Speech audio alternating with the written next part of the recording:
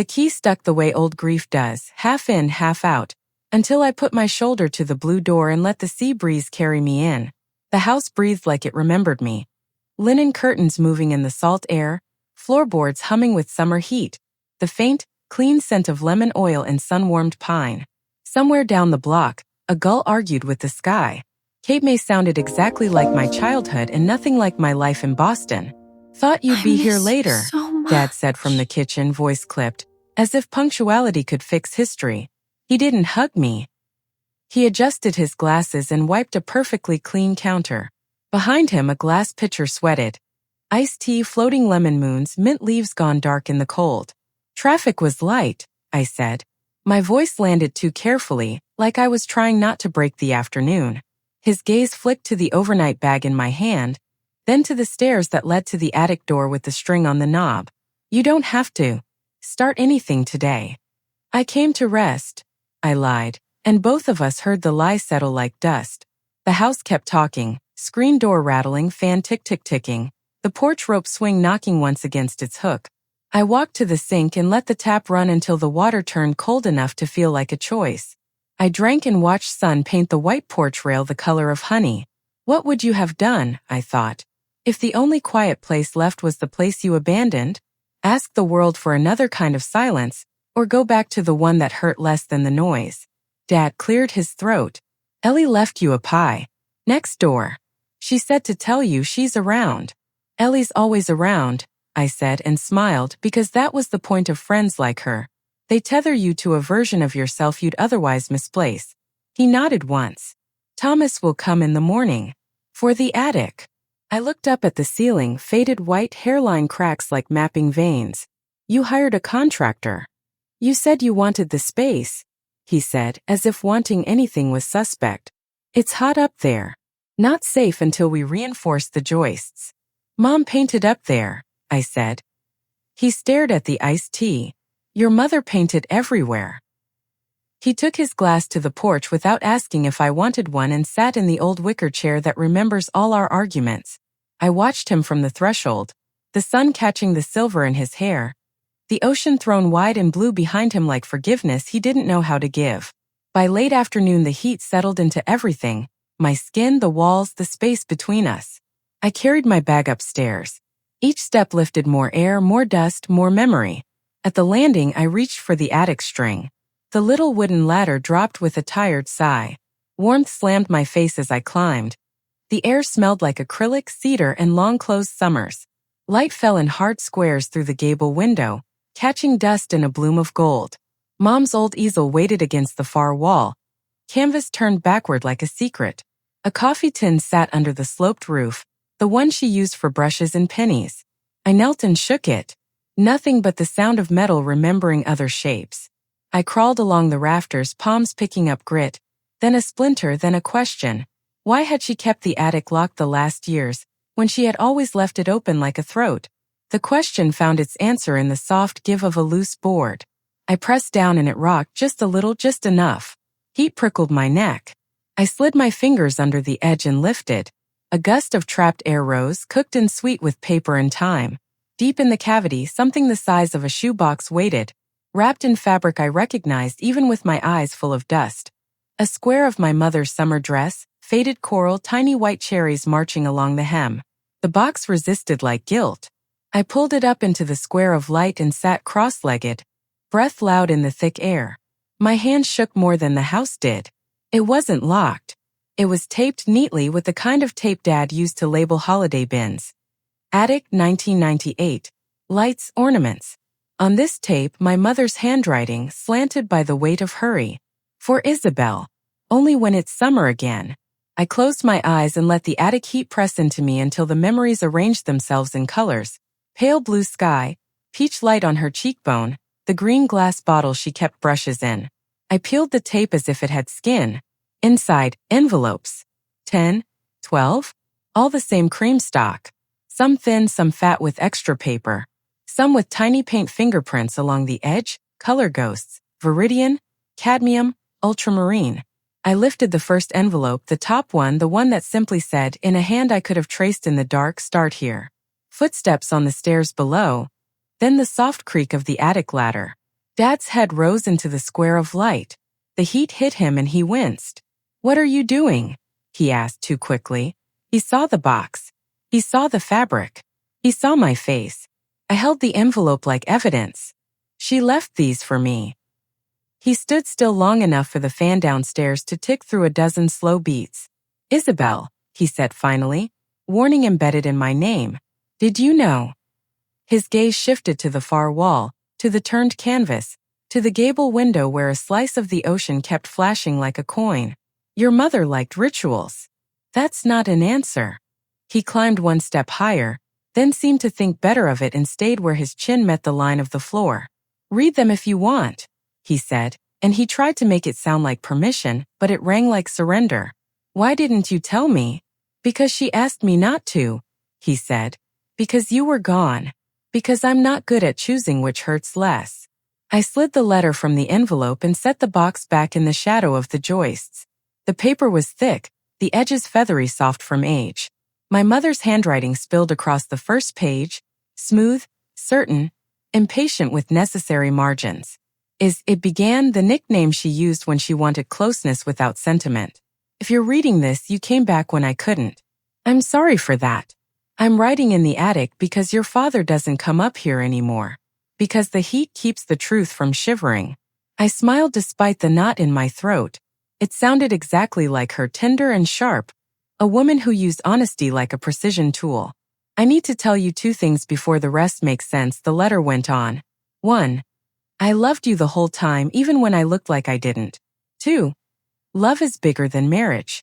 I wish someone had told me that without making it sound like sin. A breeze found the little window and pressed soft on my skin, cooling the sweat there. Seagulls stitched white noise across the afternoon. I kept reading. "Before you were born, I thought oceans were just pretty. Then I learned they carry what we can't say. If I could hand you one thing, it wouldn't be this house. It would be the courage to want what wants you back. You came from summer and good mistakes. I'm sorry the truth got messy." "Dad," I said without looking at him. "I told you," he said almost gently. "Rituals." I turned the page and found a small photograph tucked between paragraphs. My mother in a white sundress on the boardwalk, hair up, cheeks sun-pinked, laughing at someone out of frame. On the back, in her handwriting, "He had eyes the color of low tide and a laugh like it, too. Don't hate me for being a person before I was your mother." My fingers trembled. "Who is he?" I asked, paper hiding nothing. "Who is she talking about?" Dad didn't answer. The attic shifted, wood clicking as if the house had an opinion it had been holding. I turned the page again. The heat blurred the ink for a second, or maybe tears did. The next sentence was short and impossible.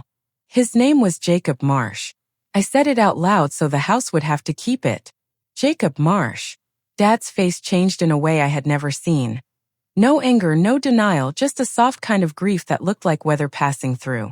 "Marsh," I said again, hearing nails find wood in my own voice. "As in Ellie Marsh."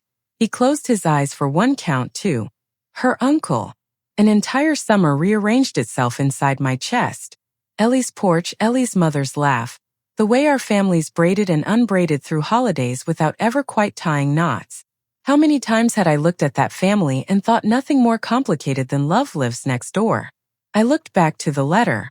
The next line was a date in my mother's precise print, July 17th, the year before I was born, followed by a sentence that had been written and then pressed harder, as if she needed to drive it into the paper. "I should have told you sooner is. Secrets grow in heat. I'm leaving this here because this house holds both of us safely.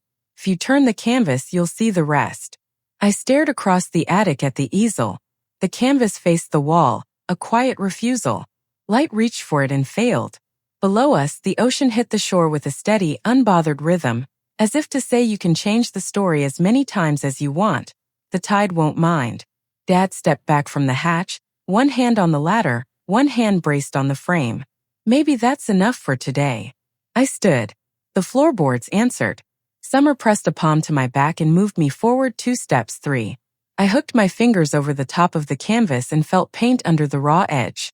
The fabric was cool where the sun hadn't touched it. "Isabel," Dad said. I turned it anyway. What met me wasn't one painting. It was 2, one ghosted over the other, one scraped back and repainted. the history of the thing visible in thin ridges and pale scars. The first image was a man at the edge of the water, back turned, shoulders strong and familiar in the posture of someone who listens to waves like language. The second was a house. This house, rendered with a love so exact I could feel the grain of the porch rail under my palm. In the lower corner, beneath the last layer of paint, my mother had signed her name. Under it, pressed so lightly I almost missed it, another line. To J.M., who taught me the difference between quiet and silence. I reached out, not touching the paint, only the air, as if respect has temperature. My heart did a careful thing in my chest, and somewhere below us, a screen door knocked softly against its frame, the way it does when someone comes home. Ellie's voice rose from next door, cheerful as always, calling a child in for dinner. It landed in the house like a new truth looking for a chair. I looked at the painting, at the letters, at the window where the afternoon had gone the color of ripe peach. My life had shifted in 5 pages in one name. I had thought I came here to rest. I had come here to learn how to stand. Behind me, Dad said nothing at all. I picked up the next envelope. On the front, for when you finally turn around. I slid a finger under the flap and stopped when a smaller card fell into my lap. An index card with an address written in my mother's hand. Not our address. Not Boston. A Cape May street I didn't recognize. Under the address, one sentence. Take this to Eleanor. The sky bled peach into rose as I crossed the small patch of dune grass that separated our houses. The sand still held the day's warmth, soft and grainy under bare feet. Ellie's porch light was already on. A circle of gold humming with moths and forgiveness. She opened the door before I could knock. You look like you've seen a ghost, she said. Maybe I have, I answered.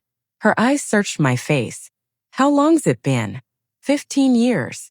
12, I said. But time gets weird when it keeps the things you're afraid of.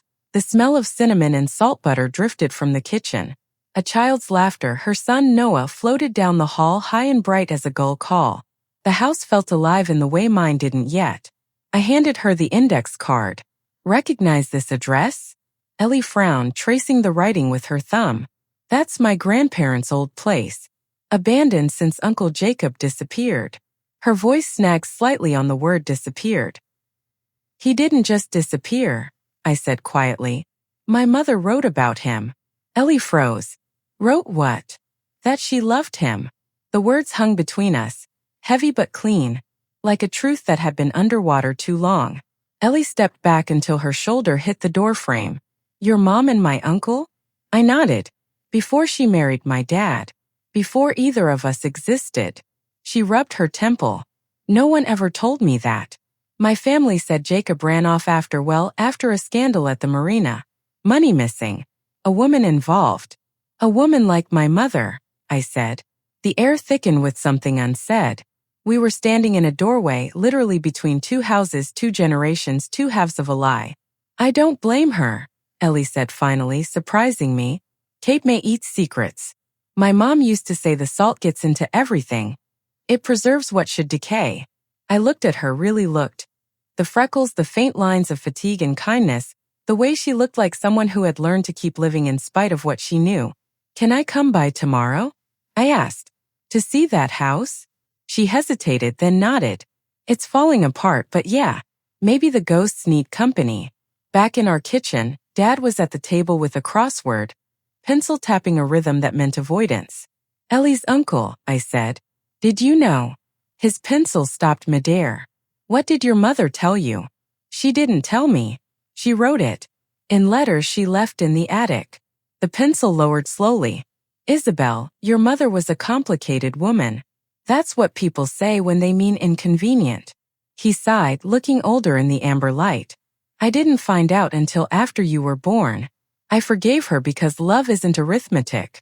Forgave her, I said. Or silenced her? He flinched. She came back to me. Because she was pregnant. The truth landed between us with the soft cruelty of fact. He didn't deny it. He just looked down at the crossword, the page trembling slightly. You think I wasn't enough, I said. His head snapped up. You were everything she loved that didn't break her. Don't turn her mistakes into yours. But that's what children do. Inherit what isn't theirs until it fits. That night sleep found me late. The ocean roared like a memory too large to keep quiet. Around midnight, the attic called again. Not with sound, just a feeling, a hum through the walls like the house exhaling. I climbed the ladder barefoot. The air was cooler now, touched by the sea's damp breath. The letters waited where I'd left them. The fabric of my mother's dress soft under my palm. I opened the second one. As it began, "You'll want to hate me. But hate is just love with a bruise. I didn't choose wrong, I just stopped choosing at all. Jacob and I built a dream that couldn't survive daylight. Your father offered daylight and I took it, thinking it would bleach the guilt away. It didn't. My chest tightened. The letter went on, describing late nights painting by candlelight, Jacob repairing her easel, the smell of turpentine and tide. How she wrote him every day for a month after she ended it, and never sent a single one. At the bottom of the page, another line, almost an afterthought. If anyone ever finds these, tell Jacob I didn't keep the painting because I was ashamed. I kept it because I couldn't stop seeing his eyes in the sea. I folded the letter and pressed it to my lips. Somewhere below, a door closed softly, Dad moving through the house like regret. The next morning, the contractor arrived. Thomas Reed looked like he belonged in a photograph, older than himself. Broad shoulders, steady hands, eyes the color of driftwood. His voice carried the low patience of someone who'd lost and rebuilt before. "You must be Isabel," he said, dusting his hands. "Your father said you're fixing up the attic." "Trying to," I said. He smiled faintly. "Places like this don't want to be fixed. They want to be understood." He climbed up and started testing beams, measuring angles, humming under his breath. "Your mom used to paint up here. I remember helping her carry canvases when I was a kid. She paid me with lemonade and advice." "What kind of advice?" "Never apologize for wanting," he said. Didn't make sense back then. I almost laughed. It still doesn't. He paused, glancing toward the easel. "Depends who's listening." He didn't ask about the letters. He didn't need to. His careful silence told me he'd seen enough families fold under the weight of what they hide. By afternoon, the sun was merciless. Thomas had gone for supplies, Dad was napping, and I sat on the floor with the box. Another letter. This one shorter. If you're reading this, I hope you've stopped mistaking quiet for peace. You got that from me, and I'm sorry. The Marsh house has something for you. Jacob kept it for me when I couldn't. If it's still there, you'll understand everything. At the bottom, another name I didn't know, for Samuel. The ink had bled slightly into the paper. A faint halo like the letters themselves were sweating. I read it twice. Samuel. I set the paper down, my pulse too loud. Samuel who? A friend? A brother? A secret? The box still held 8 more envelopes. But this one, this Samuel, made the air feel different. The house creaked softly. Somewhere outside, a child laughed, Ellie's boy again. The sound was innocent enough to hurt. I slipped the letter back into its envelope and stared at the corner of the box where the fabric covering it had darkened with my fingerprints. If the truth waited in the Marsh house, it meant one thing. My mother's story wasn't finished. And if Samuel was part of it, neither was mine. The Marsh house sat 2 blocks from the water, at the edge where the dunes turned to marsh grass and the air always smelled faintly of iron. Paint peeled from the shutters in strips, salt-eaten and wind-surrendered. Time had softened everything here, even the silence. Ellie jiggled the lock with a key she swore she didn't still have. The door yielded after a single stubborn sigh. The air inside was heavy old wood and dust. "It's been closed up since my grandmother passed," she said. "Nobody's touched it." Sunlight streamed through gaps in the blinds, laying stripes across the floor like caution tape. We walked carefully, each step stirring up ghosts. The living room was frozen in another decade. Lace curtains browned at the edges. A glass bowl of dried flowers collapsed into powder. Photographs turned to gray blurs. Ellie brushed her fingers across one frame and gasped softly. It was a picture of a boy. 10, maybe 11. Dark hair, solemn eyes. The handwriting beneath said Samuel, 1991. My heart stuttered. "Your cousin," I said. "Jacob's son," she whispered. The boy in the photograph had my mother's smile. I turned to her slowly. "Did you know?" Ellie shook her head. "No one told me he even had a child. My mom said Jacob left after some personal mess. I was a kid. They made it sound like scandal, not family." We moved toward the back hallway. The air was cooler there. dense with mildew and something like forgotten perfume. In the last room, Jacob's old study, a roll-top desk stood half open. I ran my hand over it. Dust coated my fingers in gray memory. Inside, letters were stacked neatly, tied with faded blue ribbon. Ellie glanced at me. "Are you sure you want to?" But I was already untying the ribbon. The top envelope was addressed in my mother's hand, to J. Inside, a page yellow to the color of sea foam. "You said love has to be earned. I think it has to be remembered. If I ever stop painting, it will be because memory hurts too much. Samuel looks like you. He's the proof of everything we did right and wrong. Take care of him if I can't." My breath caught. "Take care of him if I can't," I read aloud. Ellie stepped closer. "Wait, are you saying?" She didn't mean metaphorically. The room tilted slightly, as if the house had exhaled a truth too heavy for its frame.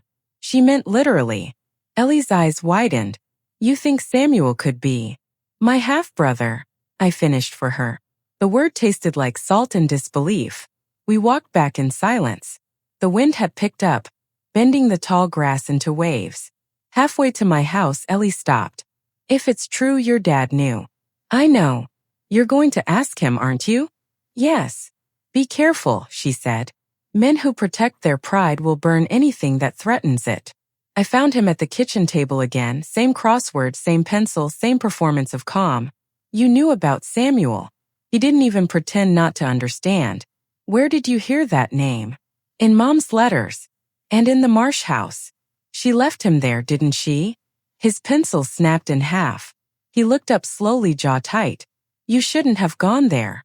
"So it's true," I said. "I did what was necessary." "To protect who?" I asked. "Her? Or yourself?" His eyes hardened. "Your mother made mistakes. I was trying to save what was left of our family." "You mean your reputation?" He stood, voice rising. "You have no idea what it was like. She was falling apart. She begged me not to tell anyone. I raised you, Isabel. I gave you stability. What would people have said if they'd known?" "That she was human," I said quietly. "And that you were too." He turned away, breathing hard. "You let him disappear," I said. "You let Jacob take their child and vanish while you kept her locked in this house pretending everything was fine." He spun back. "I loved her." The silence after that word was louder than the shout itself. "I know," I said. "That's what makes it tragic." He sagged into the chair, head in his hands. "You shouldn't have come back." "Maybe not. But the truth was always going to find me." That night, Thomas came by to check a support beam. He found me on the porch, barefoot again, a glass of wine untouched beside me. "You look like someone arguing with ghosts," he said. "Ghosts usually win," I said. He leaned against the rail. "Your father. And my mother. And someone else." He studied me. "You found something." "Letters," I said. "Enough to make me question everything." He didn't ask for details. "You know," he said, "truth doesn't rebuild what it breaks. It just gives you better wood to start over with." I smiled faintly. "Is that carpenter philosophy?" "It's lost philosophy," he said, eyes on the horizon. "After my wife died, I thought knowing every reason why would make it easier. It didn't. I just learned to build again, even if I hated the sound of hammers." I looked at him, really looked, and for the first time in days I didn't feel like I was carrying the whole ocean inside me. "Maybe that's what my mother wanted," I said. "For me to rebuild." He nodded. "Maybe she just wanted you to see her." The wind shifted then, bringing the scent of rain and far-off thunder. The world seemed to exhale. "I'll be up early," he said, "to check the attic boards." When he left, I went upstairs to the studio one last time. The box sat where I'd left it, but something about it looked different. I knelt beside it, fingers tracing the pattern of the faded cherries on the cloth. A corner of the box had warped open in the humidity, revealing something wedged beneath the lining. A thin strip of film curled and brittle with age. I held it up to the lamp. Images flickered through the negatives. A woman in a sundress. A man by the sea. A child small between them. My stomach dropped. It wasn't me. It was her, my mother. Him, Jacob. And their son. And in the corner of the frame, barely visible, stood my father. Watching. I didn't sleep that night. The sea kept pounding the shore like a heart that refused to rest. The negatives sat on the table under the lamp, proof that love and betrayal sometimes share the same photograph. By sunrise, I was back in the kitchen. Dad stood at the counter pouring coffee, pretending nothing in our lives had changed. "Where did you get that film?" he asked, eyes on the mug. "From Mom's box," I said. "You were in one of the pictures." He didn't flinch. "I remember." "So you watched them," I said, voice trembling but low. "You knew she had a child with him." His jaw tightened. "I didn't watch. I confronted him. At the marina."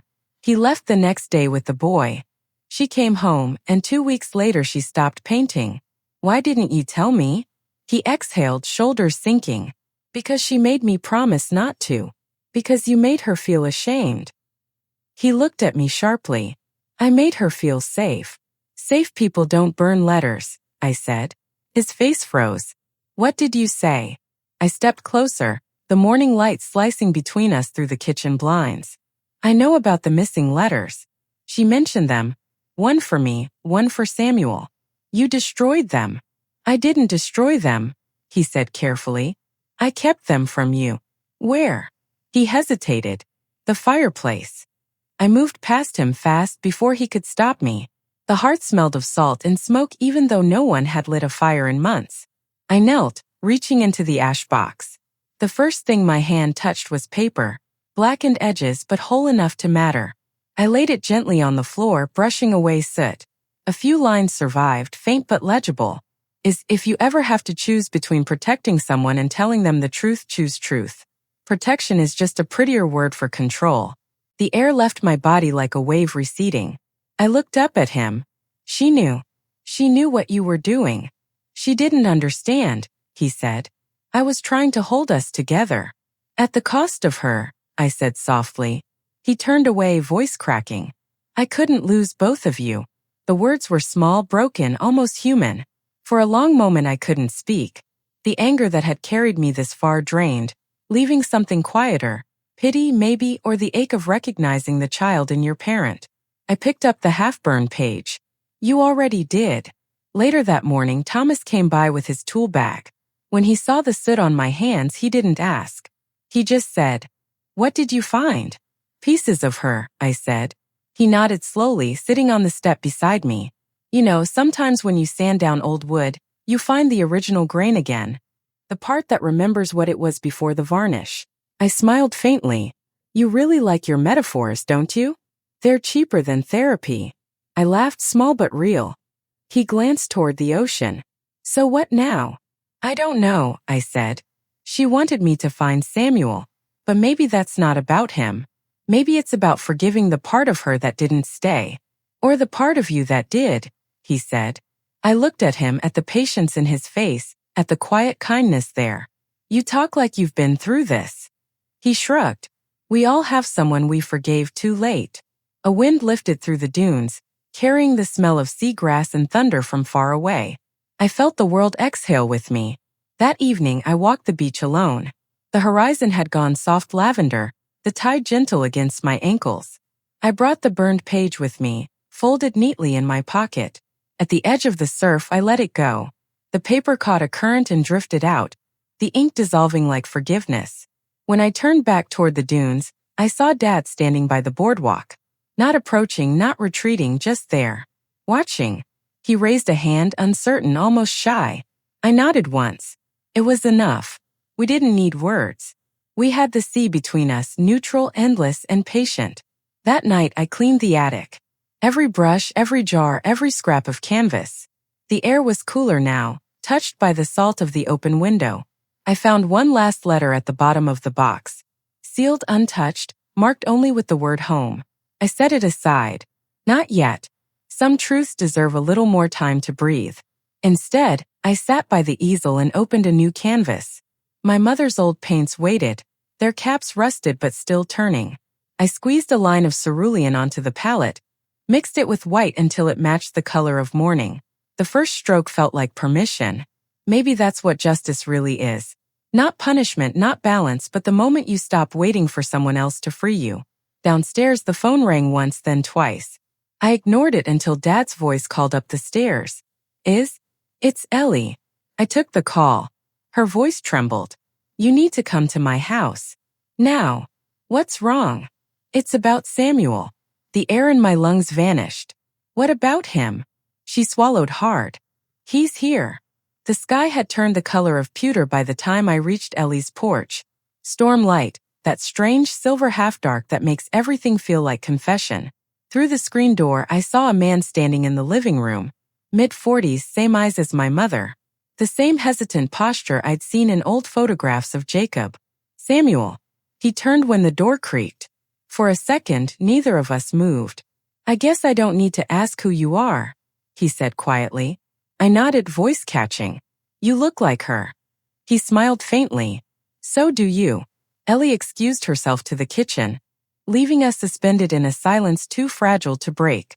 I didn't know where to start. How do you speak to the living echo of everything you were never told? I found her letters, I said finally. All of them. He nodded. I know. Your father called me this morning. That made me flinch. He called you. He said it was time. He handed me something then. A worn envelope, corners soft from years of being touched. She left this with Jacob, he said. For you. My throat tightened. How did you even? He passed away last year, Samuel said. I found the box while clearing his workshop. He never told me the whole story. Just that there was a woman he loved once and a promise he never kept. When I saw your name on the envelope, I knew. I stared at it. My name. My mother's handwriting. The looped, hopeful way she wrote Do you want to read it alone? He asked. No, I said. Stay. I opened it carefully. The paper was thin, almost translucent, but her words were still alive. If you ever find Samuel, tell him I painted him every summer, even when I wasn't supposed to. Tell your father I forgive him, not because he deserves it, but because I refuse to let him decide what peace means. And tell yourself this. Love doesn't have to survive to be real. Sometimes it just has to be remembered. The last line was blurred. Ink smudged by what I hoped had been her tears and not the rain. I folded the letter and looked at Samuel. She loved you. He nodded. And you. She wanted us both to be free. We sat there for a long moment, two strangers who shared a mother, her ghosts and her courage. When I left, the storm had broken. Rain fell in soft vertical lines, the kind that erases footprints. Thomas was waiting in his truck near the dunes. He stepped out when he saw me. You okay? Not really, I said. But it feels right. He nodded. Right isn't always easy. I smiled weakly. I think my mother would have liked you. I would have liked her too, he said.